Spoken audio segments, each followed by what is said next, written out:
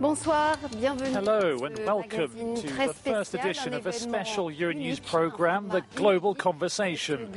Joining us today, French President Francois Hollande and Italian Prime Minister Mario Monti. They'll tell us about their vision for Europe and give us their take on earth-shaking events elsewhere. Qui vont discuter avec nous, bonsoir Claudio. Bonsoir Sophie. De leur vision de cette Europe en crise et des grands bouleversements qui agitent le monde. Monsieur le Président. Mr. President, Prime Minister, welcome and thanks for being here. Presidente Hollande, Presidente Monti, benvenuti su Euronews. Apriamo questo primo capitolo di The Global Conversation parlando di Europa. Lo scorso 22 novembre... On the 22nd of November, the last European summit ended in failure with no agreement on the next EU budget. How can we explain to citizens that at a time when national governments are cutting back, the EU doesn't follow suit? La domanda è, in questo tempo di crisi in cui i cittadini europei devono fare sacrifici, i governi nazionali devono tagliare, come spiegare ai cittadini europei che l'Unione Europea potrebbe andare in direzione opposta? Presidente Monti. Anzitutto bisogna ricordare che il bilancio dell'Unione Europea ammonta a circa l'1% del prodotto interno lordo dell'Unione. The assessment of the European Union at about 1% of GDP of all the member states is a perfectly reasonable one. So it is a sizable amount, but when you look at the percentages, that in fact this is really a drop in the ocean.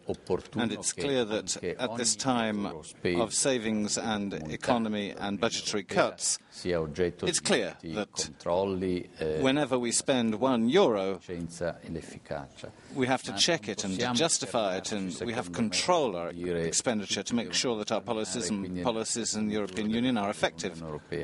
But this doesn't mean that we have to make savings everywhere. And it doesn't mean that the European Union should do the same, because it's clear that there is some expenditure at community level which allows us then to make savings rather than to split this up at national level. And this is entirely true for the heavy cross-border investments, but it's also true if you think about things like the common defence projects. For example, because obviously it would be far too costly to have national defence policies that are not harmonised. And this is also true in other fields. So the position of Italy is that we are not against having a higher expenditure at the European Community level, but if we can show that this is useful, that's the condition. And also if we can show there are savings afterwards. Well, as President Monti said, the European spending amounts to 1% of the European wealth. Now, do we consider that this is too much? No, we don't. I genuinely believe it is the right level of spending in order to prepare for the future, because Europe requires a budget for investment, for growth. Should we spend less? We're already making many efforts in all of our countries. I would suggest if we were to look things at a European level, and suddenly if we introduced lots of restrictive measures, it would be detrimental to my ambition, which is to create more growth. Thanks to Europe's contribution, we have to make a compromise, as always, in European affairs. I have no doubt at all that we will find the solution. It's not the first time that Europe has had to have 2 or 3 test runs in order to get a budget set out, but I'm convinced that the different countries that are members and those that joined more recently are, I'm sure, like us. They will want a good budget for Europe, exactly as we do. And those who are asking for checks, rebates, reductions, they should consider Europe is not a kind of cash till or a box where you put money in and then take it out. Absolutely not. It's not that. It's about solidarity. It's about favouring a growth policy that favours everyone. So we would have exactly the same approach to achieve this compromise. But I want to stress in particular, above and beyond this budget, and I'm sure it will be voted voted in 2013. The year 2012 has enabled Europe to move forward, and today we are seeing the results in Greece, for example, because we found a solution, but also in terms of the interest rates and in terms of the trust and the confidence that has been restored in the markets. And that's thanks to the policies we have implemented and the action that we've implemented. Madam Merkel, myself and others. You're speaking about those who are asking for rebates. David Cameron, he's insisting that he's going to defend the UK's rebates. He said he's calling for more savings. What do you think of this position? I'd say he's already making efforts. He's attentive. He's no longer Prime Minister, but he's attentive to what's going on in the economy. At the same time, there are institutions that are out there that exist in Europe, and we need to protect and preserve these institutes. I'm thinking about the headquarters in Strasbourg, for example. We have a certain number of European sites that are part of the treaties, so it's always very easy to make savings where we're not affected. The President of the European Commission gave an excellent demonstration at the time of our last meeting, where he highlighted that most of the spending that was dedicated to higher education, for example, was in the UK. And it was the UK that benefited from it. So that's not a reason for me to ask for reductions. We're just going to look at this short clip, and we'll be back in a few seconds with our next question.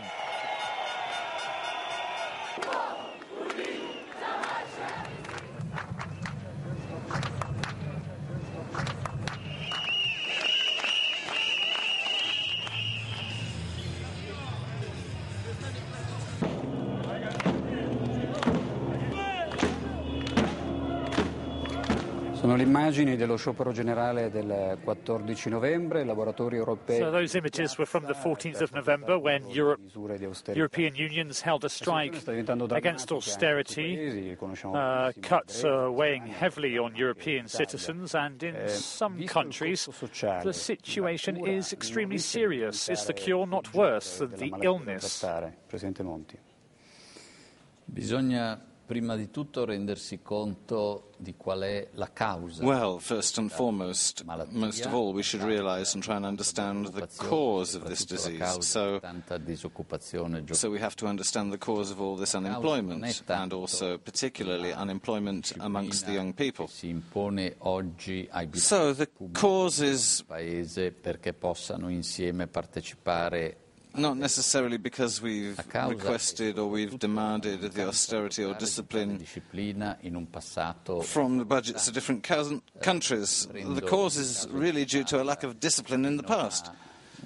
So if I take the example of Italy, in Italy until a few years ago, before i governi italiani di tutti i colori before the single currency came in, and we had in percentuale del PIL regulations related to the euro l'anno. Then we had a deficit which was 8, 9%, 10% of GDP per year. And this was something that was never discussed, it was never paid attention to in the past, but already at the time somebody pointed out that this situation was satisfactory for everyone. In fact, there was immediate consensus on this. And the problem is that this led to victims. The victims of this situation were the future generations, the children and the newborn who weren't born at the time, who couldn't vote. So, and we can see now today with young people's unemployment, these problems are not due to any poor decisions, so to speak, taken by Brussels. It's not due to an anti-social Europe. In fact, the problems we're seeing today are due to the excesses of the Italian political classes, and also the political classes in other countries, who in the past have always striven to strike an immediate consensus because they want to please their voters. And they don't think about, or they haven't in the past thought about, the future generations. So Europe has introduced this culture of stability, And this is obviously going to, in the short term, lead to a form of a return of succession. But it's not by preventing discipline and tightening our belts that we'll be able to find solutions. We have to have even more tools at a European level. We have to be extremely rigorous. And Mr. Hollande has called for this. So we're going to have to think about enriching and adding to all of the tools that we have available in terms of economic policy. So we're going to be looking at things like intervention. We're going to be looking at various infrastructures, for example, which help young people seek employment. And I think that in doing so, we'll be able to reconcile young people's public opinion with Europe. And in that case, Europe will not be seen, even if it is seen wrongly, as this kind of evil creature, which has no heart and which has no sensitivity whatsoever to these social issues. Europe is entirely the contrary. Europe is a tool, an instrument that imposes discipline upon its country member states. Il y avait eu ces dernières années des dérèglements tout à fait néfastes. Over recent years, there have been rules and regulations that have been harmful and negative in a certain number of countries in terms of their public financing. So, as a result, it is important to sort things out, and that's as true for a country like France as for others. We were gradually being overtaken by speculation on our debt. So the discipline that we've seen was absolutely necessary, but it's not enough in itself. In other words, the countries that have public accounts that are in a balanced situation and the countries that have excellent competitiveness are supporting the interior demand. And that's normal. That's totally normal. It's normal that there is solidarity between the richer countries and the poorer countries so that we can gradually create a balance. Europe is not just a house where we're looking to discipline everybody, we're looking to whip those people who behave badly. It's also a space for solidarity, a space for growth, and I want to stress that, a space for growth. And I would refer to the growth pact of the European budget. What we have to demonstrate is that we can show solidarity, we can be coordinated, provide support. Nevertheless, each individual country, and I want my country to be able to both have public finances, a public financial system that's well managed, but at the same time, our country has to be competitive, highly competitive, more competitive than it is today. But we need growth for young people and for jobs. This is why I placed youth at the very heart of my commitments for my term of office. I'm making a massive amount of effort. Despite all the budgetary constraints for education and training, I'm making efforts for jobs, providing jobs for those young people who find it hard to get employment. And if Europe could make these targets at the center of the targets for the next few years. On parlait de l'austérité, donc c'est vraiment un risque de paupérisation. Alors parlons de la Grèce qui a obtenu. Now we're talking about austerity. Let's move on to Greece, which will get its next slice of bailout aid if it pushes on with cuts. The goal being to cut its debt to GDP ratio to 124% of GDP by 2020. It'll require another 8 years of sacrifices. Will Greece be able to cope? Je pense que ces objectifs sont nécessaires. I think that these objectives are necessary, but at the same time, we're all very familiar with the relative capacity that we have to say, or we have to say what we've reached and in what time frame. And that's important. Greece now knows it has support that has been given to it, financial aid that's been given to it. So Greece is going to be able to breathe, be able to feel more confident tomorrow and the day after that. And tomorrow, Greece will be in the markets. Ireland, for instance, has had a very difficult situation. At last, the action that was expected has taken place. There's no doubt in the eurozone. There's no doubt at all in the eurozone. Whereas a few months ago, we didn't know whether Europe would suddenly burst, whether the interest rates were going to increase massively. So look at where we will be at the end of this year. Greece is now on track. It has its support. It has its turnaround plan. So there is no longer any doubt. Italy has seen its interest rates drop. Spain, for example, has also received aid, support for its banks. Low confidence trust has come back. So together we have succeeded. Now we have to overcome the next hurdle and the next hurdle after that. That's growth, solidarity. At the same time, we have to focus on enhancing our union, enhancing our cooperation, and we have to make sure we have that respected by everybody. L'inévitable, c'est l'effacement partiel de la dette de la Grèce. Do you not think that it's going to be inevitable that we'll have to wipe out some of Greece's debt, some of the official loans that have been lent to Athens? Qu'en pensez-vous? What do you think? È difficile prevedere se ci saranno atti di questo genere, che peraltro non sono nuovi. Well, it's difficult to foresee what's going to happen. Obviously, this might happen because it's true that this is something that has already happened in the past. Germany benefited from this at the start of the 1950s, for example. So I really believe that Greece has to be perceived or seen from a certain distance, so that Greece, before it entered the euro, was a country, and obviously I say this with all due respect, I respect Greeks, the Greeks' culture and history enormously, but Greece was a country where rules were not abided by, where tax evasion was probably the highest in Europe, and it was a country where there was no form of competition whatsoever. Meritocracy didn't exist in Greece. Corruption was rife in Greece, so Greece was really a melting pot which crystallized all of these things which went against the emergence of a modern market economy, and obviously this culture of stability which was developed in Germany with the market social economy.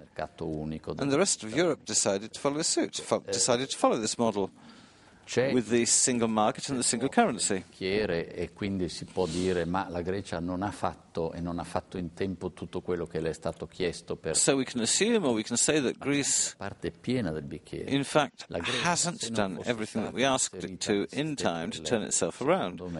Non avrebbe neanche cominciato tutte queste riforme. So this is the empty side of the glass. But the full part of the glass is the fact that if Greece had not been part of the eurozone, then Greece would never have embarked on all of these changes and all of these modifications, all of these transformations to its policies and politics. And this has led to the modernization of Greek society and the Greek economy. So this has been a true revolution. In general, it takes generations to do this. So in so few years we can say that it's well on the way now, and as I said to Chancellor Merkel recently, that when we view Greece, when we see Greece, when we look at Greece, we shouldn't only see its shortcomings, but we should also see Greece from another angle and see it as a testimonial to the success of export policy and export product, which is in fact the euro, because the single currency has been beneficial for everyone. So I just want to show you this front page from The Economist in June. S'il vous plaît, pouvons-nous... Please, can we start the engines now, Mrs. Merkel, with the world economy written across the sinking vessel? On a l'impression, quand même, the anecdote being that l'Europe est un bateau qui sombre un petit peu. On met des rustines. That Europe is a sinking ship, and it's only being repaired by patching up the holes to keep it afloat, with Germany as its skipper. Do you seek to build a new Franco-Italian alliance against German dominance in Europe? L'Allemagne est une économie forte, mais elle ne peut rien. Well, Germany is a strong economy. Nevertheless, it can't succeed in anything without the other European countries, even for its own prosperity. And Mrs. Merkel has fully understood this. Éminent en Europe, parce que nous sommes un pays comme l'Italie. France plays a very important role in Europe because, like Italy, ours is one of the founding countries in Europe. We have an economy that is sturdy, it is sound. But we lay no claim to managing Europe over and above the other countries. But at some stage, we do have to come together and have a common design concept. We cannot isolate one country. We cannot isolate Germany. No more than Germany can place itself in a situation whereby it dominates. This wouldn't be good for Germany, wouldn't be good for Europe. We have to work together. We absolutely have to. And the advantage of Germany is that it's in their interest for the European economy to be revived. If the recession continues, Germany too will suffer. It's a case of the current time. Growth is slowing down. So Germany has to make an effort to support the economy, and we must demonstrate that we can be competitive, that we have to avoid teaching what others can do. We have to work together. This European vote, I don't think The Economist is objective on European issues. You're referring to the recent edition on France. It's not the British that's going to teach us what we need to know about Europe. And I'm talking about the British and the British press. I'm not talking about the government, of course. But from then on in, Europe, if we're saying Europe is a ship, we're on this ship. And as a result, we have to make sure we all get it to go in the right direction and we set the right course, despite the slowness, because, of course, we all have our opinions. Nevertheless, we have managed to overcome certain hurdles. We've moved from one stage to the next. We haven't got into the home port, but we gradually have to set the European economy on the pathway to trust and to growth. And in order to do so, we need Germany. But I also must stress, Germany needs France. Germany cannot manage on its own. We have Italy, which is the third European economy, which I believe for the last few months has guaranteed and provided great consistency and has shown how responsible it is. Mr. Monti, in a few words, a Franco-Italian alliance, what do you think? Well, I'm neither French nor German, as you know full well, and I believe that the word collaboration, I don't like it so much. I think we need to focus on this for Europe's sake, because this is a necessary condition. If France and Germany do not agree, then obviously this poses a problem for Europe as a whole. But I don't think this is a sufficient condition for Europe, for France and Germany to agree. I think we need more than that. I think France and Germany, okay, it's easier for them to find an agreement if they dialogue with other countries. And Italy is ready, is disposed to this dialogue. So Italy is a very active country as well. But it's true that a few years ago, Italy was not as present on the European stage. So we're very open to this Franco-German discussion, and we think that this Franco-German dialogue is more and more part of this community. È la crescita come motore della ripresa economica. Questo motore però stenta a ripartire. You both say you favour a pro-growth policy to kickstart the economy, quella della svalutazione but the motor's stalled and it won't restart. How can we make this work? La ripresa economica europea. Ma questo è un argomento tabù o una pista che si può percorrere? Presidente Monti. Secondo me in economia non devono esserci argomenti tabù. Una cosa che oggi è tabù domani può essere interessante o viceversa. Well, I don't think there are any taboos in the economy. I don't think there should ever be a taboo in an economy, because they can become in themselves interesting and they can become drivers or levers in an economy. Having said that, I don't think this is a tangible possibility for various reasons. I would tend to think that campi della politica economica diversi da quelli della moneta unica, un simile grado di coordinamento in other economic policy fields, di politica comune. We have to have dove la presa delle decisioni, a considerable level of coordination with common policies, because Europe only works when we have common decisions and joint decisions. So here I'm thinking or referring to the investment policies for heavy investments or for big industrial projects, for example. Obviously, we need more European input in these projects in terms of investment and expertise, and I think this will be possible. But I do think that if it does happen, we will have a stronger Europe and we'll be able to press on the accelerator. And this will not hold us back. There'll be no braking and speeding at the same time. We'll be accelerating. We'll be more balanced, and we'll have greater discipline. And I think this will enable greater recovery as well. Don't forget that in the past, the engine has stalled slightly. And this is a problem with a single European engine. Well, the euro has seen its parity drop over the last few months. It's not something that's been favourable to growth, so I do not believe in the use of the monetary weapon in order to kickstart our economies. In the same way, the interest rates are relatively low, except in a certain number of countries, but that in itself is not sufficient to kickstart investment. So what do we need? First and foremost, we need trust. We need to re-establish trust and confidence. Secondly, we also need to have competitiveness. It's important to remind everybody that Europe is the world's biggest economy, even bigger, stronger than the United States, bigger, stronger than China. So it is up to us to create the momentum, the dynamic approach in research, qualifications, so that we can be the best. That we can be the best in this global competition. And finally, we need solidarity and also growth. And this means we have to have national policies, but also European policies. The worst thing for Europe is to have Europe to imagine that it's on the decline, which is... it means that the decline is already up and running when we use the word. We need to inject a bit of hope. We need to inject enthusiasm, particularly for the future generations. We need a vision of what Europe is going to be. And, for example, on the 10th of December, the Nobel Prize, Peace Prize, is going to be given to Europe. Some people are surprised by that decision. So the Europe that was capable, has been capable of extending beyond the conflicts and the wars, the Europe that has been capable of bringing together the continent, you're saying it wouldn't be capable of providing a vision for its economy and its growth? Well, I say this is the challenge of our generation, the challenge of those of us who are in power today and who would like to be in power for the years to come. Vous voulez bien regarder à nouveau quelques images puisque l'on parle de guerre justement. So we're now just going to look at a few more images. This is a snapshot of Gaza. We'll be back in a few moments.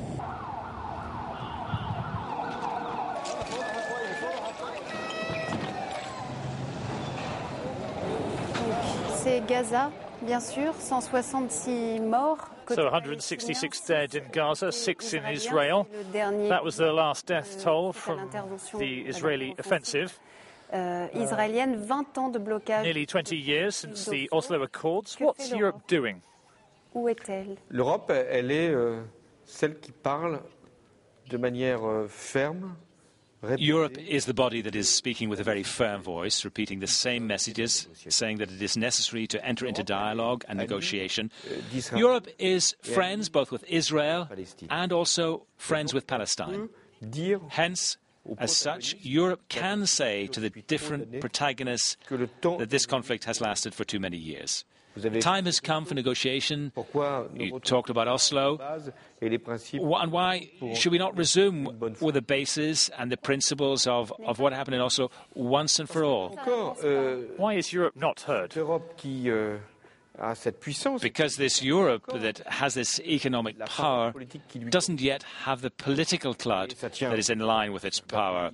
And this is due to the fact that certain countries are going to have their own diplomacy, France first and foremost. But it's also because too many European countries consider that it's up to the United States to make the decision in their place. The answer is no. It is our responsibility to implement a European security and defence policy, a joint policy. That's our ambition in Europe. And if you think about it, we have succeeded in ensuring, for example, that a lot of European countries vote in favour of the recognition of Palestine as being recognised as a state at the United Nations. More countries could have recognised this, could have done this, but there are already quite a few of us. It's an illustration of the divisions in Europe. Nevertheless, there is a high number of countries that have done what we have done.